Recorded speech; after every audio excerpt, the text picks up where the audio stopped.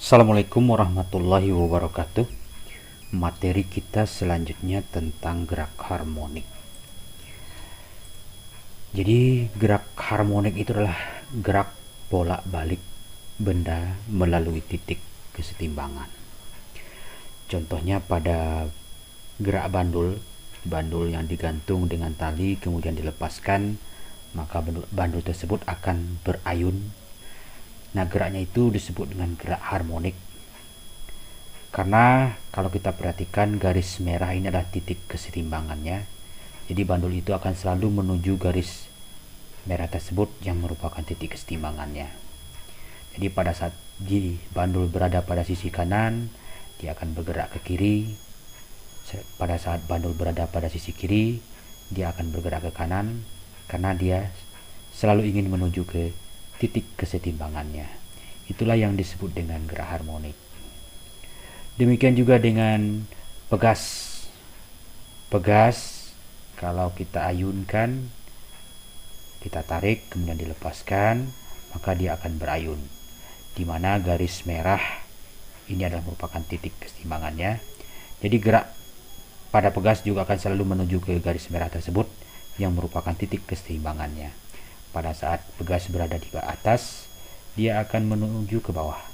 Pada saat pegas berada di bagian bawah, dia akan bergerak ke atas karena dia akan selalu menuju ke titik kesetimbangannya. Nah, sekarang akan kita lihat bagaimana persamaan dari gerak harmonik. Jadi gerak harmonik persamaan umumnya adalah Y sama dengan A sin omega T. Nah, apa itu Y, apa itu A, apa itu omega, ini akan kita jelaskan. Di mana Y itu merupakan simpangan. Jadi yang dikatakan simpangan di sini, kita ambil contoh pada gerak bandul tadi. Simpangan itu seberapa jauh bandul ini disimpangkan dari titik kesetimbangannya. Jadi kalau bandul berada pada posisi sebelah kanan, maka berarti simpangannya adalah garis yang kita tarik dari titik kesetimbangan menuju ke posisi bandul tersebut. Kita sebut dengan Y1 misalnya. Jadi posisinya pada Y1. Jadi kalau bandul berada pada posisi Y di sini, maka berarti simpangannya berarti jarak antara titik atau garis merah ini terhadap bandul tersebut, yaitu sebesar Y2. Demikian seterusnya. Jadi besarnya simpangan itu tergantung pada posisi bandul tersebut terhadap titik kesetimbangannya. Kemudian yang selanjutnya adalah A. A di sini adalah amplitudo. Nama lainnya adalah simpangan maksimum. Jadi amplitudo itu juga simpangan, tapi simpangan yang paling besar atau maksimum. Jadi kalau kita perhatikan pada gambar ini, bandul ini, berarti simpangan maksimum yang paling besar yaitu pada posisi Y1. Pada saat bandul ini mula-mula ditarik, kemudian akan dilepaskan. Jadi pada saat posisi dia akan mula-mula ditarik, itulah yang merupakan simpangan maksimumnya atau simpangan paling besar jaraknya dari titik kesetimbangan atau garis merah ini. Nah, itu namanya amplitudo atau simpangan maksimum. Kemudian ada omega. Omega ini merupakan kecepatan sudut. Satuannya adalah radian per sekon. Jadi kecepatan sudut daripada gerak bandul ini. Karena bandul ini bergerak bolak-balik, berarti dia memiliki kecepatan sudut. Di mana omega ini besarnya bisa kita cari dengan cara omega sama dengan 2pi per T atau omega sama dengan 2pi kali F. Yang mana T ini adalah perioda, sedangkan F adalah frekuensi. Jadi T itu perioda. Perioda itu adalah berapa waktu yang dibutuhkan oleh bandul ini misalnya untuk bergerak bolak-balik melewati titik kesetimbangannya tadi. Artinya misalnya pada saat di sebelah kanan posisinya A, pada saat dia berada di tengah misalnya adalah posisinya B, pada saat dia berada di posisi kiri namanya posisi C. Jadi yang dikatakan perioda itu adalah waktu yang dibutuhkan oleh bandul ini untuk bergerak dari titik A ke B ke C, balik lagi ke B, dan balik lagi ke A. Itu namanya perioda. Jadi gerak bolak-balik. Bolak-balik arti dari titik A ke B ke C, kembali ke B dan kembali ke A lagi. Berapa waktu yang dibutuhkan? Itulah yang disebut dengan perioda. Apakah 1 detik, 2 detik, 10 menit misalnya. Nah, bagi periodanya sebesar itu. Jadi yang dikatakan perioda itu adalah waktu yang dibutuhkan oleh bandul ini misalnya untuk bergerak bolak-balik yang melewati titik kesetimbangan. Jadi dari titik A ke B ke C ke B dan kembali lagi ke A. Sedangkan frekuensi itu adalah banyaknya gerak harmonik yang terjadi dalam satu detik. Jadi pada saat 1 detik berapa kali dia bergerak bolak-balik? Apakah 1 kali, 2 kali, setengah kali, seperempat kali, dan sebagainya. Jadi satuan frekuensi adalah hertz. Hertz ini adalah seperdetik. Karena hubungan antara perioda dengan frekuensi itu adalah berbanding terbalik, di mana perioda sama dengan 1/f dan f juga sama dengan 1 perioda. Nah, seperti itu. Contoh soal: sebuah bandul bergerak harmonik dengan persamaan Y 10 sin 0,4 pt. Jika Y dalam meter dan T dalam sekon, tentukan amplitudo, kecepatan sudut, perioda, frekuensi, dan simpangannya saat T 1,25 sekon. Kita jawab yang A. Kita tahu bahwa persamaan dari gerak bandul tadi yaitu Y sama dengan 10 sin 0,4 pt. Nah, kita ambil persamaan umum dari gerak harmonik tadi yaitu Y sama dengan A sin omega T. Jadi kalau kita perhatikan persamaan umum dari gerak harmonik, berarti yang sebelum sin ini adalah amplitudo. Jadi bisa kita simpulkan bahwa amplitudonya itu sama dengan 10. Jadi 10 adalah amplitudonya. Sedangkan yang sebelum T itu adalah omega, berarti omega adalah 0,4 T. 0,4 pi. Berarti yang sebelum T yaitu 0,4 pi inilah yang merupakan omeganya. Jadi dari persamaannya sudah bisa kita tentukan bahwa harga amplitudonya adalah 10 meter dan omeganya 0,4 pi radian per sekon. Jadi pertanyaan A dan B sudah bisa kita jawab. Yang selanjutnya adalah perioda. Untuk menentukan perioda, kita ambil dari persamaan omega tadi, karena omega ada hubungannya dengan perioda. Omega sama dengan 2 pi per T. Karena omega sama dengan 2 pi per T, jadi kalau ingin menentukan perioda atau T, berarti juga sama dengan 2 pi per omega.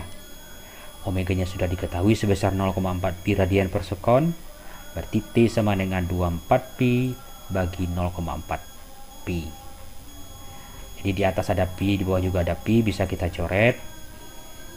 Kemudian 2 dibagi 0,4, ini sama kita kalikan 10, berarti 20 bagi 4, berarti sama dengan 5 sekon.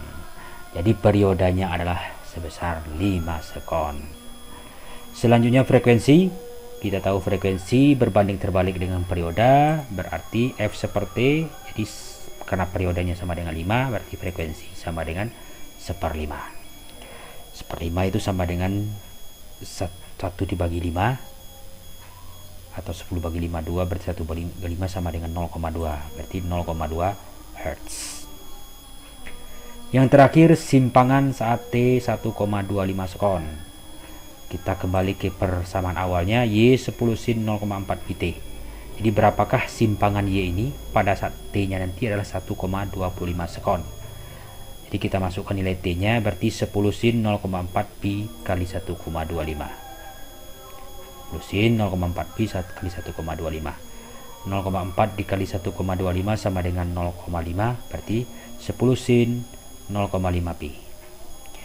Nah, dalam gerak harmonik, nilai pi ini sama dengan 180 derajat. Jadi pi harganya sama dengan 180 derajat. Jadi kalau sin setengah pi berarti setengah kali 180, berarti sama dengan sin 90. Karena 180 kali setengah sama dengan 90, berarti sin 0,5 pi sama dengan sin 90 derajat yang nilainya sama dengan 1. Jadi sin 90 derajat nilainya 1, berarti 10 sin 0,5 pi berarti sama dengan 10 kali 1. Karena karena sin 90 tadi adalah 1, berarti 10 kali 1 sama dengan 10 meter. Jadi pada saat T sama dengan 1,25 sekon, maka simpangannya adalah 10 meter, berarti sama dengan amplitudonya atau berada pada saat simpangan maksimum. Nah, itu penyelesaian dari soal ini. Kemudian di samping persamaan simpangan ada juga persamaan kecepatan. Jadi kecepatan gerak harmonik itu merupakan turunan pertama dari posisi terhadap waktu. Jadi turunan pertama posisi terhadap waktu. Kalau tadi posisinya atau simpangannya adalah A sin omega T, berarti turunan dari A sin omega T adalah omega A cos omega T. Jadi kecepatan gerak harmonik sama dengan omega A dikali cos omega T. Kemudian selanjutnya setelah kecepatan ada percepatan, dan untuk menentukan percepatan gerak harmonik merupakan turunan dari kecepatannya. Jadi A sama dengan dv per dt, jadi turunan V terhadap waktu. Jadi kalau kecepatan tadi omega A cos omega T, berarti turunan dari omega A cos omega T sama dengan min omega kuadrat A sin omega T. Atau bisa juga ditulis min omega kuadrat kali Y. Kenapa? Karena Y sama dengan A sin omega T, yaitu persamaan simpangan dari gerak harmonik tadi. Jadi percepatan juga bisa ditulis min omega kuadrat dikali Y. Contoh pertanyaan, tentukan kecepatan T saat 1,25 sekon. Kita ambil dari persamaan kecepatannya Vy omega A cos omega T. Kita masukkan nilai omeganya tadi adalah 0,4 pi, A nya adalah 10, kemudian T 1,25, 0,4 pi kali 10 cos 0,4 pi kali 1,25. 0,4 kali 1,25 tadi sama dengan setengah pi, kemudian 0,4 kali 10 sama dengan 4, berarti 4 pi cos 0,5 pi. Kita tahu pi tadi harganya adalah 180 derajat, berarti cos 0,5 pi sama dengan cos 90, karena setengah kali 180 adalah 90, cos 90 nilainya sama dengan 0, berarti Vy sama dengan 4 pi dikali 0. Jadi 4 pi dikali 0 sama dengan 0. Jadi kecepatannya 0 pada saat T sama dengan 1,25 sekon. Kemudian yang terakhir adalah tentukan percepatan. Kalau tadi kecepatan, sekarang percepatannya saat T 1,25 sekon. Kita ambil dari persamaan percepatannya min omega kuadrat Y. Min omega kuadrat Y kita masukkan nilai omeganya 0,4 pi, dan Y tadi sudah kita cari sebesar nilainya adalah 10 meter. Berarti min 0,4 pi kuadrat kali 10. 0,4 kali 0,4 sama dengan 0,16. Berarti min 0,16 pi kuadrat dikali 10, karena pi nya sudah dikuadratkan kemudian dikali 10. Jadi 0,16 kali 10 berarti min 1,6. Berarti hasilnya adalah min 1,6 pi kuadrat meter per sekon kuadrat. Demikian, semoga bisa difahami.